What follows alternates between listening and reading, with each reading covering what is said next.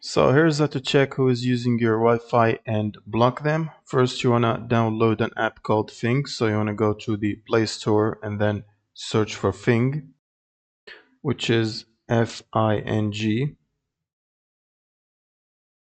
and then download this Fing Network Tools, which is I have it already installed. Next, you want to open the application, and then when you first open it, it will prompt you to scan your network. So you can also do this from the devices list. You can click on refresh on the top to scan the network again for devices.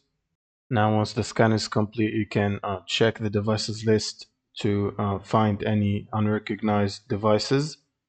Then what you can do is click on the device that you don't recognize. So for example, my phone here for testing. And then you can scroll down until you see manage this device. And then you can choose one of these actions. For example, block the device completely from connecting, or temporarily remove this device from the network. You can also pause the internet, and you can do a bunch of other things.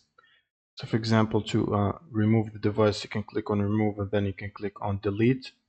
You can also click on block the device. And that's pretty much it. Thank you guys for watching, and subscribe.